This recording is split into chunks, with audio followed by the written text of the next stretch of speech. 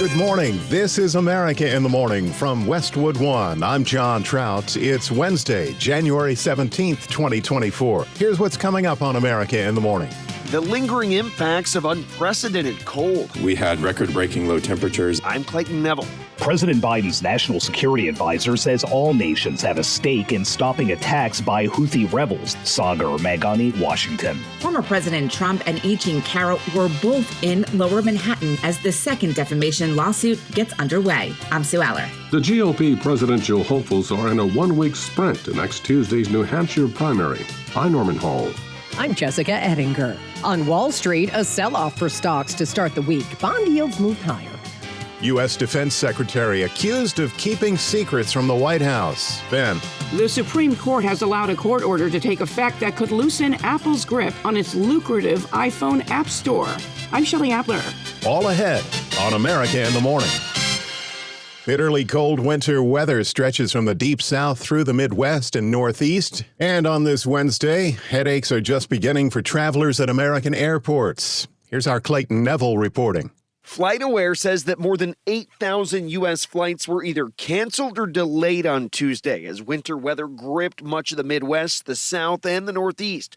Below freezing temperatures for 90 hours straight in cities that just aren't used to that, like Dallas. It's freezing outside and I can't really feel anything because it's all steamy and cold. I love the cold, but I know everyone else don't. Kathleen Bangs with FlightAware says some airports aren't equipped to handle the blistering conditions. So that's really hampering delays and cancellations, certainly impacting American Airlines, Southwest Airlines, and other carriers that operate out of Austin. Snow and ice caused treacherous driving conditions in Alabama, and shelters were open across the region. Houston Mayor John Whitmire. We had a total of 900 individuals in our warming centers. The warming centers will remain opening overnight. City officials in Austin bracing for continued impacts. We had record-breaking low temperatures in Travis County, and we're going to have some more before this is over. All eyes have been on the Texas power grid, which nearly collapsed 3 years ago in a winter storm. So far, so good there, but Texans have been asked to conserve energy during the extreme cold snap. The bitter cold with wide-ranging impacts. Hundreds of flights were canceled from LaGuardia Airport in New York City to Reagan National to Chicago O'Hare and other big ones. Some travelers stuck on the tarmac for hours, others forced to wait inside the terminal. I'm Clayton Neville. President Biden's national security advisor says all nations have a stake in stopping attacks by Houthi in Yemen that have significantly disrupted shipping in the Red Sea.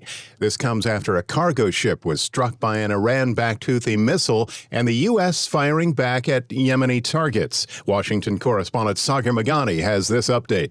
The aim of these strikes was to disrupt and degrade the Houthis' ability to continue their reckless attacks against vessels and commercial shipping in the Red Sea and the Gulf of Aden. Jake Sullivan says it's not just an American problem. We anticipated the Houthis would continue to try to hold this critical artery at risk, and we continue to reserve the right to take further action, but this needs to be an all-hands-on-deck effort. Saying at the World Economic Forum, the U.S., its allies, and those with influence on Iran and other Middle East countries must send a clear signal. Making this a priority to indicate that the entire world rejects wholesale the idea that a group like the Houthis can basically hijack the world as they are doing. The U.S. launched a new strike on the rebels today, the third in recent days. Knocking out 4 ballistic missiles that we believe were prepped and ready to be launched from Yemen.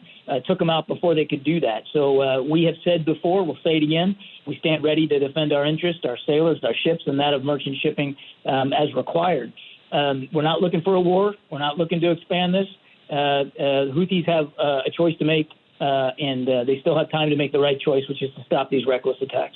National Security Council spokesman John Kirby says the U.S. is not looking for a new war, but will keep protecting Red Sea mariners. We believe that we did have a good effect with those strikes in terms of disrupting and degrading their capability to conduct military offensive operations. As for what the next turn is here, I won't get ahead of potential military operations one way or the other. Sagar Meghani, Washington. American military recovered Iranian-made missile warheads destined for Yemen during a shipboarding mission off the coast of Somalia. In that action, 2 elite Navy SEALs were swept by strong waves and lost in the Arabian Sea. A search operation for those SEAL team members continues. First, the sexual assault suit, now defamation. That and more when America in the Morning continues after these messages.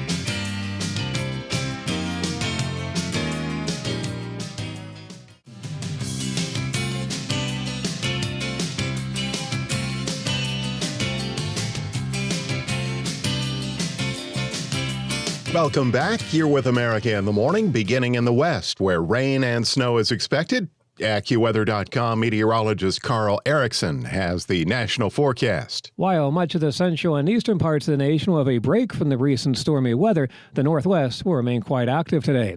Rounds of rain will soak parts of western Washington into northern California, with snow spilling over in the northern and central Rockies. Even Seattle can see some wet snow mixing in with the rain at times, as just enough cold air will be in place. Meanwhile, while the Midwest will still be cold today, it will not be as harsh as recent days with highs in the teens, along with less wind, including places like Des Moines, Madison, and Chicago. However, much of the Northeast, Mid-Atlantic, and Upper Ohio Valley will experience some of this Arctic chill today. Here, highs will only be in the teens into the 20s. Strong gusty winds will make it feel even colder, anywhere from 10 to 20 below zero from the northern Appalachians on west. Even the coastal cities from Portland, Maine to New York City down to the nation's capital will get in on the cold and windy conditions today, with highs mainly below freezing and gusty winds making it feel like it's in the teens much of the day. The northern plains will have a reinforcing shot of cold air with highs in the single digits despite plenty of sunshine. As that cold air crosses the Great Lakes, there'll be heavy lake effect snow over portions of northern Michigan and western New York, where favored lake effect snow areas will be measuring that snow in feet. High pressure will bring plenty of sunshine to the southeast, but it will remain chilly with highs in the 30s and 40s. Clouds will be found over Florida, but it will be largely dry with highs in the 50s and 60s. The southern plains into Texas and into the southwest will have dry and sunny weather with highs mainly in the 50s and 60s. And that's the weather across America. In New York City today, plenty of sunshine and windy, high 26. Meanwhile, in Portland, Oregon, rain with a high of 45. That's the nation's weather. I'm AccuWeather.com meteorologist Carl Erickson.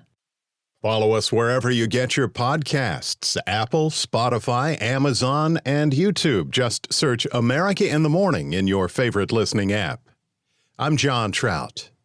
A federal jury was selected in Manhattan Tuesday and tasked with determining how much money Donald Trump must pay the writer E. Jean Carroll for comments he made in 2019 denying he sexually assaulted her. Sue Aller reports from New York that both Carroll and the former president were in the courtroom.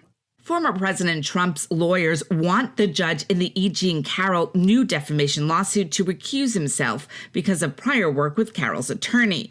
That is just one of the many grievances the Trump team has with the case. President Trump is fully in his right to completely deny these false accusations. And the judge up there has denied President Trump the basic American right to say that he's been wrongfully accused. But the judge was not having it and is putting measures in place so that the trial doesn't get out of hand. He has not issued a gag order on Trump, but said that Trump couldn't talk about the case within earshot of jurors. Carroll has accused Trump of defamatory comments he made about Carroll while he was president, as well as comments he made after losing the first trial. I have no idea who this woman. This is a fake story, made up story. In a post to his Truth Social platform, Trump called the case a giant election interference scam and continues to deny raping her in a Manhattan department store in the 1990s. The trial is expected to last less than a week. I'm Sue Aller. From the courtroom to the campaign trail, Donald Trump flew to the Granite State, where the GOP presidential hopefuls are in a one-week sprint to next Tuesday's New Hampshire primary. Following the candidates, correspondent Norman Hall. I go to a Biden witch hunt, and then I come here in the afternoon, and I stop, and we make speeches, and we get your votes and all that stuff. But nobody's ever had to do this before. Fresh off his 30-point victory in Iowa, former President Donald Trump told supporters in New Hampshire not to be complacent. Don't believe the polls. Or even if you think we're 1 point down, we're not. We're like 30 points up. We can't have a country in disarray and a world on fire and go through 4 more years of chaos. We won't survive it. Former UN Ambassador Nikki Haley, endorsed by New Hampshire Governor Chris Sununu, hopes to fare better than her close third finish in Iowa. The weather's going to be nice on Tuesday. Chris already checked. Florida Governor Ron DeSantis, meanwhile, opted to campaign Tuesday in South Carolina, Haley's home state, where he attacked her rather than Trump. I'm Norman Hall. Chances for a spring rebound in the real estate market. In business news next, America in the Morning's back after these messages.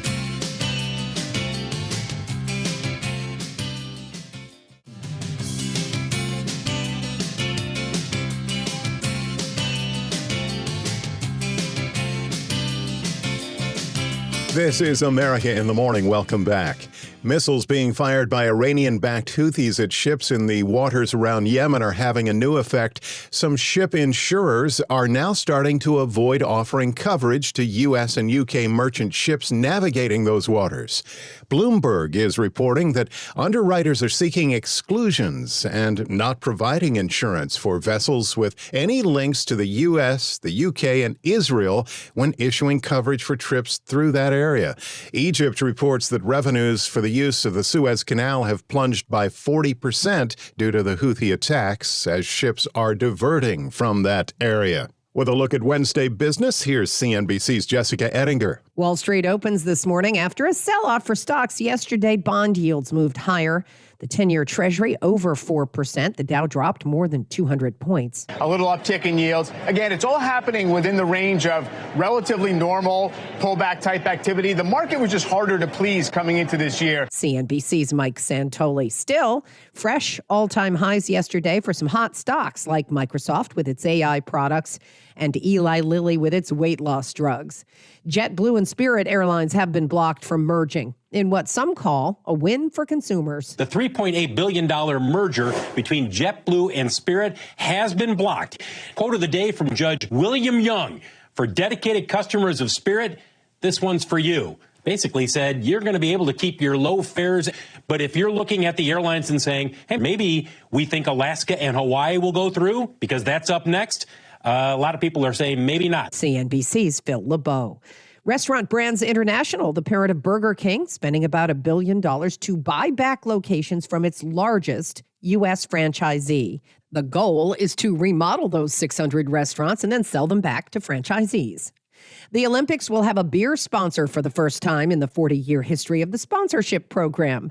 Anheuser-Busch InBev's non-alcoholic Corona Zero will be the official Olympic beer for the next 3 summer and winter games, including this summer's Olympics in Paris. The Summer Olympics are on NBC, a sister channel to CNBC. Jessica, at this point in the winter season, how's the real estate market looking? The spring housing market may be starting to get hot earlier than normal. We started hearing from agents a little over a week ago that there was a surge in interest from both home buyers and home sellers, likely because of that recent drop in mortgage rates. The 30-year fixed hit a recent high around 8% in October. It's now sitting around 6.69%. So despite 4 inches of fresh snow and freezing temperatures over the weekend, buyers showed up to this open house in Detroit on Saturday. I have a home in Georgia. That finance rate I got way back when the market crashed, and it's at 4%. So I know I'm never going to get 4%. But what I don't want is 9, 10, 11, and 12. It is not a credit card. It's a house. Nikita Bell, who's currently renting, said the drop in rates got her out looking. CNBC's Diana Olick. On today's watch list, earnings are coming from Charles Schwab, U.S. Bancorp, Prologis, and Alcoa. We also get the latest on how home builders are feeling about the economy, plus industrial production numbers for December. The FTC will announce whether it'll approve the proposed merger of the Kroger and Albertsons grocery chains. More on that coming, I'm sure. CNBC's Jessica Ettinger. When we return on America in the Morning, hold the phone. The Supreme Court weighs in on the iPhone App Store after these messages.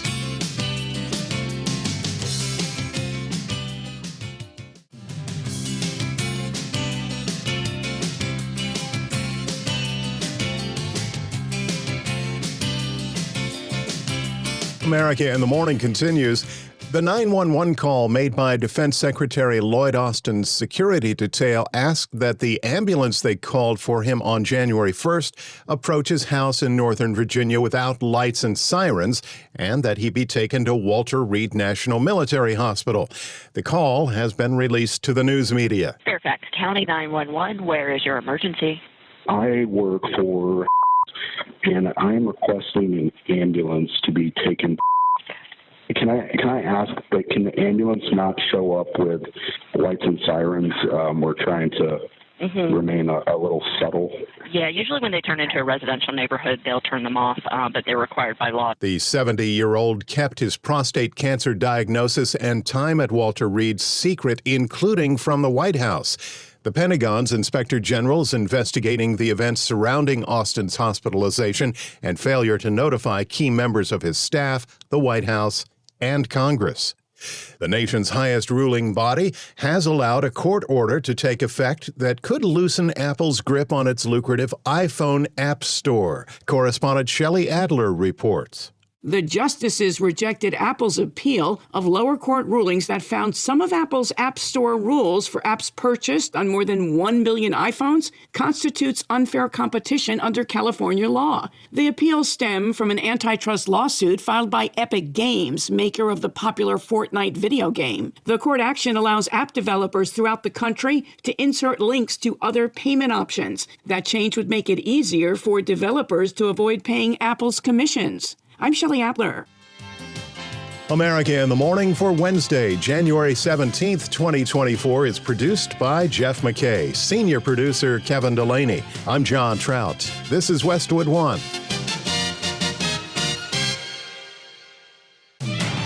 This is America in the Morning from Westwood One. I'm John Trout. Coming up this half hour. Top congressional leaders set to meet at the White House today for talks on national security funding. I'm John Stolnis in Washington. A surge of migration at the southern border proving to be quite costly. I'm Clayton Neville.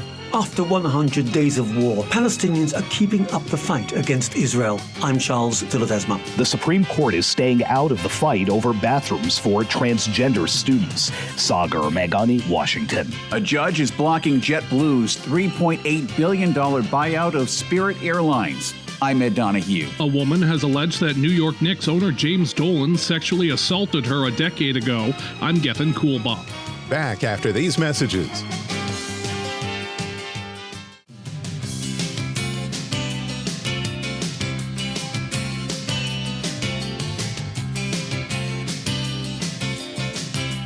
Welcome back, and thanks for listening to America in the Morning. The deep freeze continues over much of the country. AccuWeather.com meteorologist Carl Erickson is in. The bitterly cold Arctic air will ease for some today, but shift into other parts of the nation.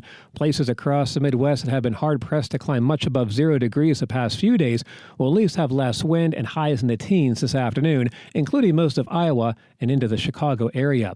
However, the cold weather will spread into areas that have not been used to that Arctic outbreak recently, including the Northeast, Mid-Atlantic, and Upper Ohio Valley. Here, highs will only be in the teens into the 20s. Along with that, strong gusty winds will make it feel even colder, anywhere from 10 to 20 degrees below zero from the northern Appalachians on west. Even the coastal cities from Boston to the nation's capital will get on the cold and windy conditions today, with highs mainly below freezing and gusty winds making it feel like it's in the teens much of the day, even single digits this morning. The northern plains will have a reinforcing shot of cold air with highs in the single digits, even though there'll be plenty of sunshine throughout the day. Aside from the turn to colder and windier weather, much of the east will have a break from the recent stormy weather. As the cold air crosses the Great Lakes, there'll be heavy lake effect snow over portions of northern Michigan and western New York State, where favored lake effect snow areas will be measuring snow in feet. However, high pressure will promote plenty of sunshine across the southeast, but it will remain chilly with highs only in the 30s and 40s. More in the way of clouds will be found over Florida, but it'll be largely dry with highs in the 50s and 60s. The southern plains into Texas and the southwest will have dry and sunny weather with highs in the 50s and 60s.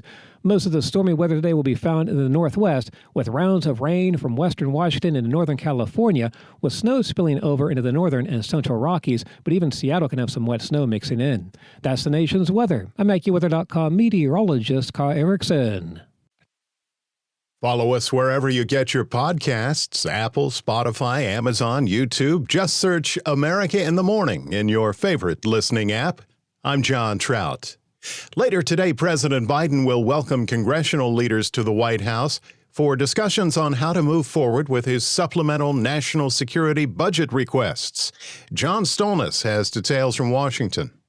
Senate Majority Leader Chuck Schumer, Minority Leader Mitch McConnell, Speaker Mike Johnson, and Democratic Leader Hakeem Jeffries, along with some of the key committee chairs, are set to meet with the president for discussions on moving forward with funding for Ukraine, beefing up security at the southern border, and providing money for Israel's war efforts in Gaza.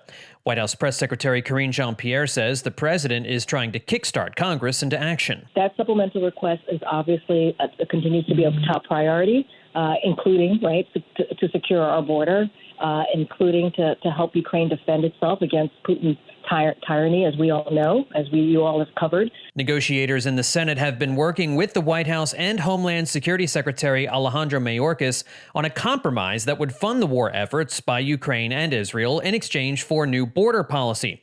House Republicans have been critical of those negotiations, saying the discussions thus far haven't gone far enough. Jean-Pierre says those negotiations continue. While the president is having this really important meeting tomorrow, negotiations on a bipartisan agreement on the border, as it includes funding and policy, are still ongoing. So that is, we believe, is headed in the right direction, the right track. The White House said earlier this month, unless Congress agrees to supplemental war funds, Ukraine will not be able to receive the military hardware needed to fend off Russia's advances. After meeting with Ukrainian President Volodymyr Zelensky at the World Economic Forum in Davos yesterday, National Security Advisor Jake Sullivan remains optimistic they'll get the money for Ukraine. We've got to be able to deliver the necessary resources to Ukraine for the weapons that it needs to be able to achieve the results that it needs. And that requires mobilizing the bipartisan support we have in both the House and Senate, converting that into actual votes. Meanwhile, the Senate moved forward with a motion last night on a continuing resolution that would prevent a partial government shutdown this week. A CR would keep the government open to March 1st, giving legislators more time for negotiations on spending. John Stolnis, Washington. American states are budgeting big bucks to address a surge of migration into the country, while the federal government is taking more legal action against Texas. Correspondent Clayton Neville reports from the Lone Star State. The Department of Justice asking the U.S. Supreme Court to step in over a continued battle between state and local leaders at the Texas-Mexico border. The DOJ is asking that federal agents have access to a park in Eagle Pass, Texas, which the State Guard is currently blocking access to. Border Patrol has used the park to stage boats, and Texas leaders say it was being used to hold migrants before taking them to be processed, so they shut it down. Governor Greg Abbott. Texas has the legal authority to control ingress and egress into any geographic location in the state of Texas, and that authority is being asserted with regard to that park in Eagle Pass, Texas, to maintain operational control of it. The DOJ request to the High Court comes after a mother and two children drowned over the weekend in the Rio Grande River not far from the Eagle Pass Park. Meanwhile, in New York, state and city officials are addressing what they say is a continued surge of migrants being sent from Texas to the Northeast. New York City Mayor Eric Adams for months has called on more help from the federal government. A similar call by Governor Greg Abbott has been made for years. We need to mobilize together to tell our national government New York City is the financial capital of this country and state. Everyone should be surrounding New York City to say New York City should not be going through this. And I tell people all the time when they stop me on the subway system, don't yell at me, yell at D.C. A proposal released by the governor of New York's office this week allocates more than $2 billion to address a migrant crisis. Money would be spent on shelters, National Guard deployment. I'm Clayton Neville. After over 100 days of war, Palestinians are keeping up the fight against Israel, allegedly using a patchwork of weapons built by nations including Iran, China, Russia, and North Korea, smuggled into the enclave over the years. Correspondent Charles de Ledesma reports a deal to allow medical supplies into the Gaza Strip and to the hostages Hamas is holding was agreed to by Israel. Palestinian militants have been battling Israeli forces in devastated northern Gaza and have launched a barrage of rockets from further south in a show of force more than 100 days into Israel's massive air and ground campaign against the tiny coastal enclave. The fighting in the north, which was the first target of Israel's offensive and where entire neighbourhoods have been pulverised, shows how far Israel remains from achieving its goals of dismantling Hamas and returning scores of hostages captured in the October 7th attack that sparked the war. We've come across, not once and not twice, in a house where we find Hamas firing from. We will go in and we will find Hamas with women and children there as human shields. An Associated Press analysis of more than 150 videos and photos taken in the 3 months of combat since Hamas launched its October 7th attack on Israel shows the militant group has amassed a diverse patchwork arsenal of weapons from around the world, much of it smuggled past a 17-year blockade that was aimed at stopping just such a military build-up. The majority of their arms are of Russian, Chinese or Iranian origin, but North Korean weapons and those produced in former Warsaw Pact countries are also present. It has been 102 days since babies, children, toddlers, women, men, and the elderly were brutally dragged into captivity in Gaza. Qatar's Prime Minister has warned of the massive destruction inflicted by Israel's offensive on Gaza and criticised the Israeli Defence Minister's rejection of a ceasefire in the battered enclave. Sheikh Mohammed bin Abdulrahman Al Thani says Gaza is not there anymore and is urging a two-state solution. More than 100 days into the conflict, Palestinian authorities say the death toll in the enclave has passed 24,000. Hamas's October 7th attack on southern Israel that triggered the war killed around 1,200 people and saw some 250 others taken hostage by the militants. I'm Charles de Ledesma. Up next, the fate of transgender bathrooms for students, major airline merger on hold, and what's to blame for layoffs in the tech sector. Those stories and more when America in the Morning continues after these messages.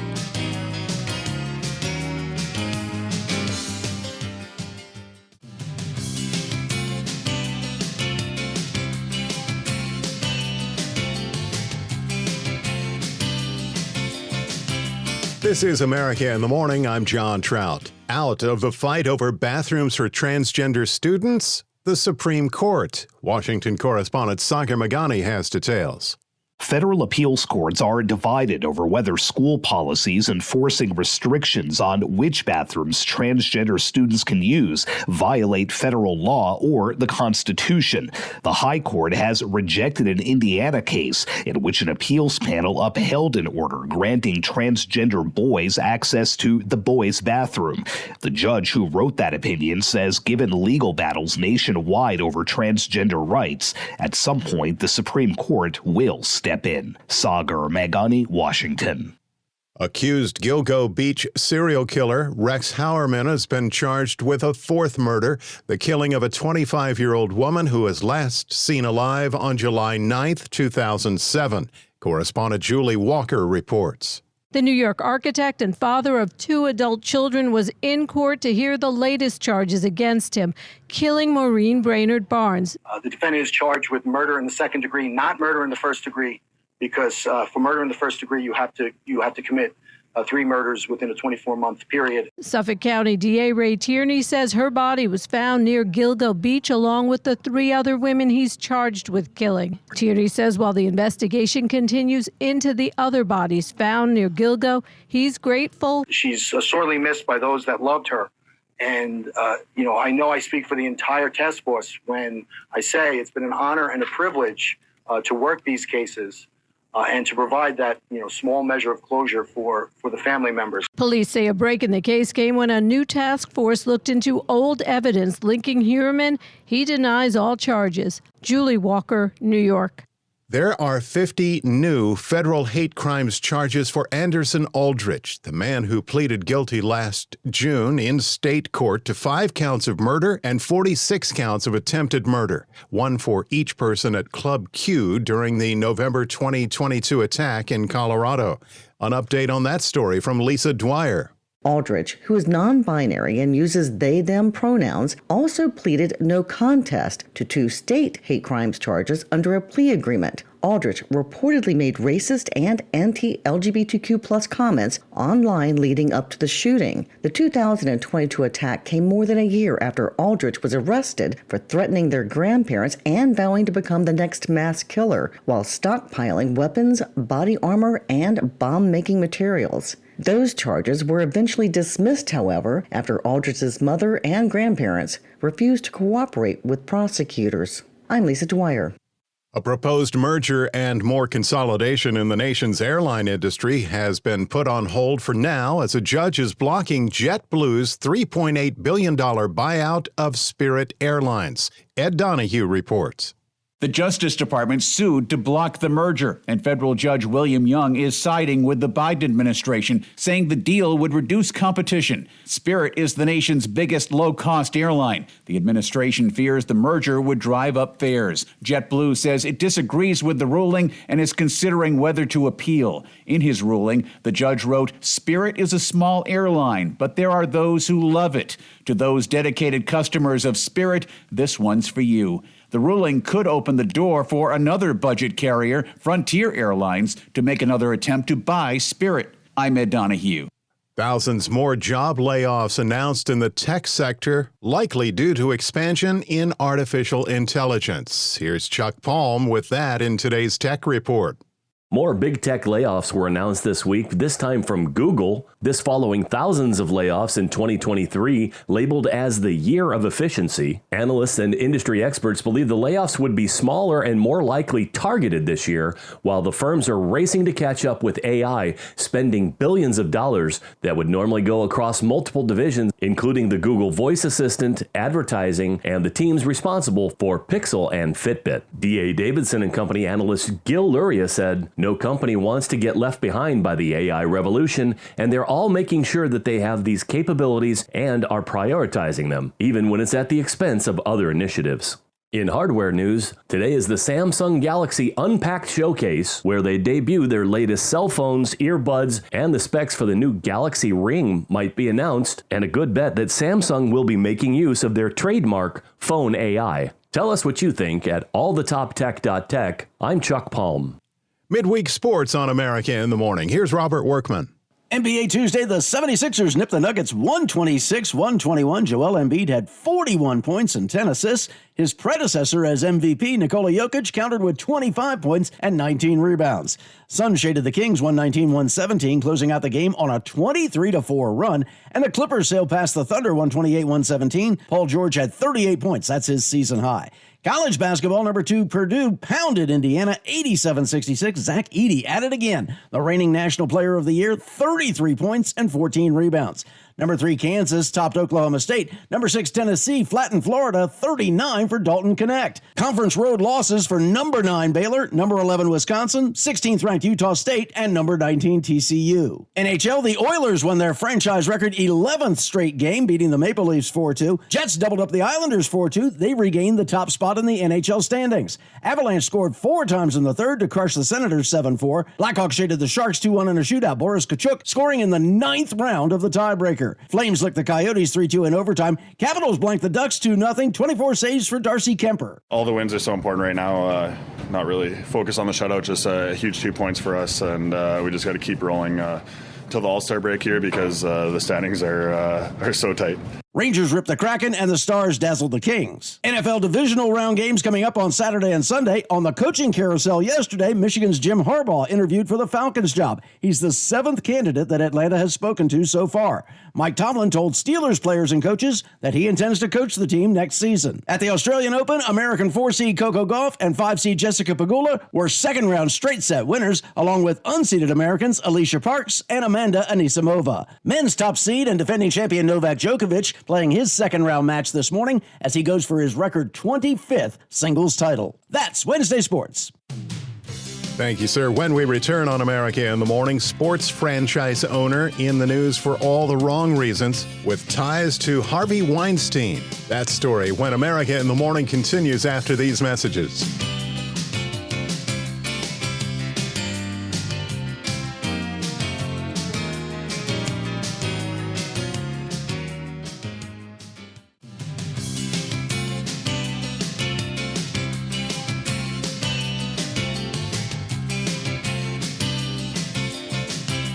Welcome back. This is America in the Morning. The owner of 2 high-profile sports teams in New York faces a lawsuit for sexual assault, and it has ties to Harvey Weinstein. Correspondent Gethin Coolbaugh has the story. A woman has alleged that New York Knicks owner James Dolan sexually assaulted her a decade ago and then set her up to be molested by now imprisoned film producer Harvey Weinstein. That's according to a federal lawsuit filed Tuesday in Los Angeles. Plaintiff Kelly Croft is seeking a jury trial and unspecified damages. She has consented to be publicly named and says she has come forward to seek accountability.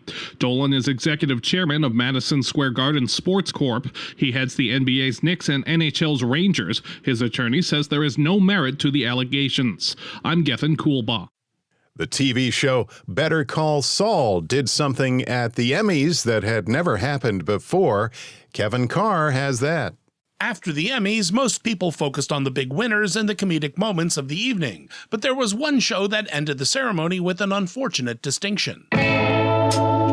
Early on Tuesday, Variety pointed out on social media that the critically acclaimed series Better Call Saul ended its 6-season run with a staggering 53 Emmy nominations without a single win. They dangle these things in front of you. They tell you you got a chance, but I'm sorry, it's a lie. Better Call Saul ended in 2022 and received multiple nominations for stars Bob Odenkirk, Rhea Seehorn, Jonathan Banks, and Giancarlo Esposito, as well as the writing staff. They called him Slippin' Jimmy, and everybody wanted to be his friend. On Tuesday, IGN reported that while Better Call Saul had been shut out, it hadn't lost the largest number of Emmys in history. Oh, gee, that's swell. And thank you for restoring my faith in the judicial system. Both Everybody Loves Raymond and Downton Abbey won 15 Emmys out of 69, meaning they lost 54 times. And one of the biggest shows of all time, Seinfeld, was nominated 68 times but lost 58 of those. What's the point? When I like them, they don't like me. When they like me, I don't like them. It's all good, man, because 2 webisodes of Better Call Saul Employee Training, which is in a different category than Primetime or Creative Arts Emmys, did receive wins. It's like, it's all good, man. I'm Kevin Carr. America in the Morning for Wednesday, January 17th, 2024 is produced by Jeff McKay. Senior producer Kevin Delaney. I'm John Trout. This is Westwood One.